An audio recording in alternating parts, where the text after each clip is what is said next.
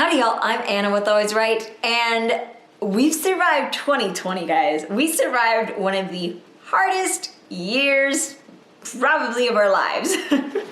Hopefully of our lives. I wanted to be a little selfish, and I wanted to take a brief moment, a little chunk of your day, a little chunk of my day, to reflect on 2020. I'd love to hear down in the comments how your 2020 has been, and I want to say at the beginning of this video, thank y'all so much for tuning in. Thank y'all so much for subscribing, liking, and commenting. Like, y'all have helped make 2020 a better year. So before we get all sappy and just out there, let's get into it.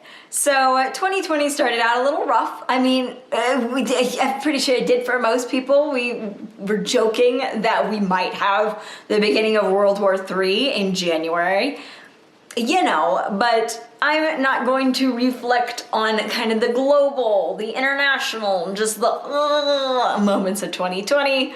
I'm going to reflect on the moments that have affected my life, essentially. So 2020 started out rough, and then February came around, and I decided, starting in February, I guess it's kind of like a late New Year's resolution, whatever, but in February, I decided to kind of turn my life around. I was just not having a good time in January. Let me put it that way. That's the easy, like, no baggage, just general summary of it. So one of the things I decided to do in February was to start reading again. In 2019, I think I read 2 whole books. Two. That's it, this many. And keep in mind, I had access at the time to like Audible and stuff, and I still only read maybe 2 or 3 books. I had a little sit down with myself, and I was like, you used to read books all the time when you were little. You have all this free time. Let's get back to reading books. And so I did. And I started out strong. I started out by reading like Bambi and reading books that I read when I was younger, like the Warrior Cat book series and stuff. Well, I had set a goal for myself of 25 books. Originally, I was just going to do 20 books because I was like, okay, it's February, I've missed an entire month of reading. Let's see where we can save time, basically. And I kind of was like, wait a minute, I bet I can do 25. So my official goal, starting February, was 25. And as of December 26th, I have read 29 books in 2020. That is a total of 10,147 words. That brings my average book length in 2020 to 349 pages. But real quick note, the shortest book I read was Bambi, aka the starting book that got me into this I can read 25 books this year mentality. I listened to the audiobook for it. I was going to a girlfriend's wedding in February. It was like a 4-hour drive there, and I was like, you know what? Let's listen to a book, which I had never done. Normally, when I would do that long drive to one of the big cities in Texas, I would just kind of like listen to music. I'd be miserable. I'd make some phone calls, you know, just very brain dead, trying to not like drive off the road because I fell asleep kind of activities. And I decided, you know what, we're gonna listen to a book. So Bambi was the first one I listened to, and that was 192 pages. And my longest book, which this would have been funny if it had worked out, was actually the second to last book I read this year. And that is The Savior's Champion by Jenna Morrissey. I thought that was really interesting. I'm very proud of myself, and I will definitely say that reading these books, reading this many books, this varied of books, really helped me as a writer. So I started reading those books in February, and in February, coincidentally, I also got a new job where I'm working for an affordable housing nonprofit here in Texas. I absolutely love my job. I absolutely love my boss. I love my board. It's a great fit for me and I'm very happy with it. And then in March, I continued working, I continued reading. I believe at that point I picked up gardening again, which is kind of crazy to think of. And then in April, I ended a very toxic friendship that I honestly did not think I had the strength. I didn't think I was able to end this friendship. It was a friendship that was based around an online video game. So I met this person online in a video game, and they were fine at first. It was just kind of funsies, and then it slowly kind of turned toxic. You know the saying that if you just put some frogs in a pot of water and you slowly turn up the heat, they won't try to jump out? Or that's kind of what this person did to me in our friendship. It reached a point where every single time I played a video game with them outside of the original game, they would just rage in the game. This was not a romantic relationship. This was just a friendship.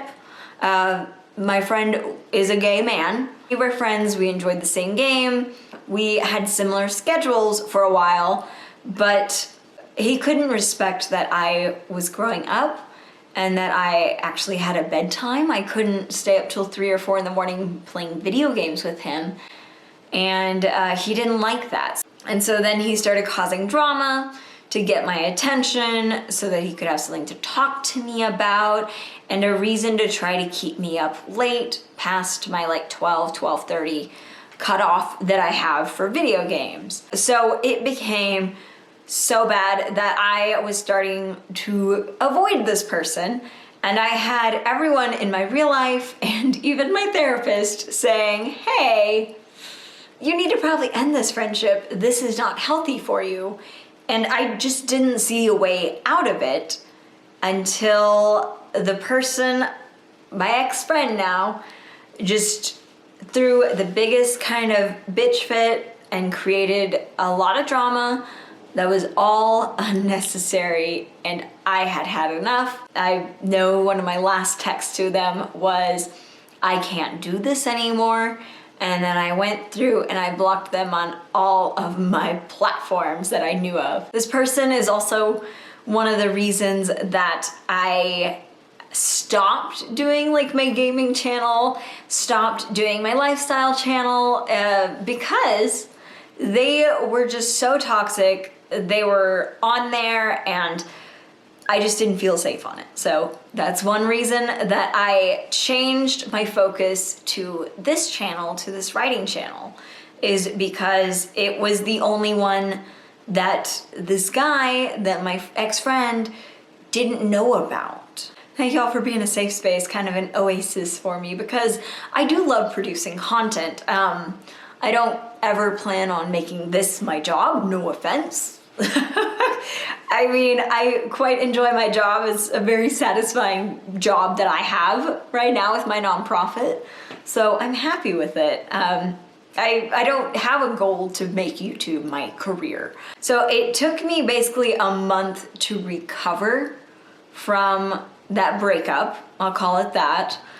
And once I had recovered, I kind of looked at my life and I went, okay, what do I want to do? Where do I want to be?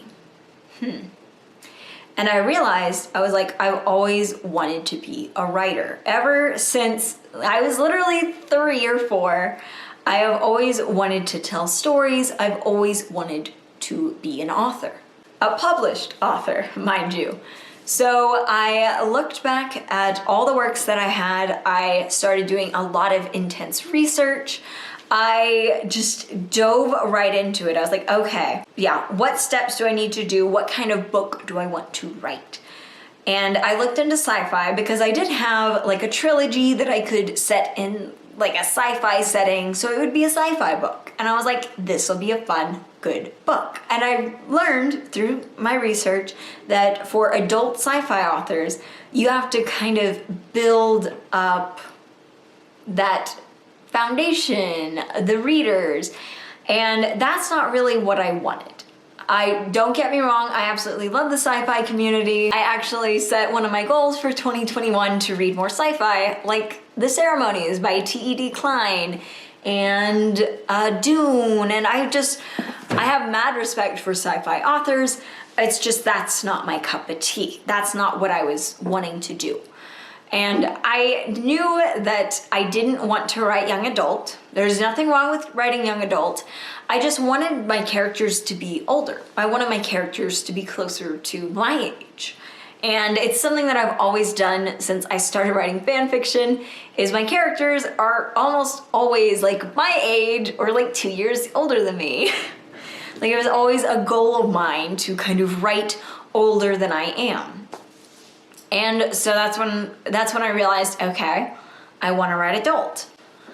But do I want to write adult romance? I know of a friend that has become a very successful self-published romance author. And I kind of looked at that and I was like, do I want to pursue that? And I realized that that wasn't really what I wanted, or that's something that I could do later, because I do have quite a few stories for like romance, adult romance, that kind of stuff. But that wasn't what I wanted to do now. So I blew the dust off of my 2019 Nano project, and I took a hard look at it, because it was just a general fiction, adult fiction novel. And I was like, okay, I think I can write this. I think I know what I can do to make this story a novel, not just a story that I heard off the streets, but a full-fledged 85,000, 87,000 word novel. So at the end of May, I reread my 2019 Nano project and turned it into Feathers, which I then completed in the middle of July. Now, in June, I had next to no work. My boss didn't know what to do with me. There was nothing we could do at the time. So I just poured almost all of my free time into writing that novel. So I picked it back up at about 26,000 words, and I ran it all the way to 87,000 words in 6 weeks. And then fate pointed at me and laughed, because I took 2 weeks off from my novel so that I could go back through and edit it in August. And if you've been on my channel for a while, you'll know that late July, mid-July, I got COVID. And I didn't get the light COVID that quite a few of my friends have had. I got the, you can't get up from the couch, you're not going to walk. If you try to stand up, you will fall over, you're gonna crack 2 ribs, and you can't breathe. I got that kind of COVID. So I was quarantined with COVID until I believe mid-August. So I was quarantined for 4 full weeks. And then I got the pneumonia that is kind of like a party favor for some COVID patients. You know, the variety that puts you in the hospital. And when I had COVID, I couldn't spell basic words. I genuinely could not spell the word chicken. I could not spell the word decide. And if I tried to remember how to spell it, I got a throbbing headache and I would get nauseous. So for basically 6 weeks there, I didn't write. And then for the next 6 weeks after I cleared my COVID pneumonia, I had the worst memory. I couldn't remember like anything. My boss would tell me something and I would go, right, and then I'd forget. And it was a very frustrating process to go from completing a full-length novel to not being able to spell chicken to not being able to remember anything your boss has told you. Oh, it was an infuriating 3 months. And then finally, in October, I mostly recovered. We'll call it that. I mostly recovered, and I still had some memory issues. but I didn't really know where to pick up my novel or what to do with it. And I was just really overwhelmed, and work was starting to pick up. I had more expectations at work, and I felt like I had let y'all down majorly when I had COVID, because there were a few weeks where I skipped videos, and it really frustrated me. And then in October, I said, screw it. I'm going to put feathers to the side. I'm gonna do Preptober, and we're gonna do Nano. And I went back and forth on whether I wanted to do like a romance, or if I wanted to do another kind of dark fiction based on a story I'd heard out here in West Texas. And the dark fiction went out, as unfortunately it usually does, and I outlined and I worked on it for, I think, 8-10 days for NaNoWriMo, and I just couldn't, because work became outrageous. I had a big program that my boss wanted me to put together in less than like 12 days, like calendar days, not business days. And I put it together and it went very well, and I was done. It happened the weekend before Thanksgiving, and I just decided, you know what, I'm done. There's nothing more I can do towards this book. I'm just gonna take a step back. I took the rest of November off, and then December hit, and the Lazies took over. I didn't want to write, I didn't want to do anything but read my fiction, reach my goal, blow through my reading goal, and just play video games. Because basically the last time I really played video games was when I had COVID at the beginning, because I thought it was a joke, and I was like, oh, this won't be bad at all. I'll just sit up and play video games. Yeah, that didn't last long. And the time before that was back in May. So all of December, if you've been wondering where I am, I'm playing Red Dead Redemption 2, I'm playing Overwatch, I'm just kind of relaxing. I'm doing a lot of puzzles, I'm catching up with family, and I've just been kind of lazy.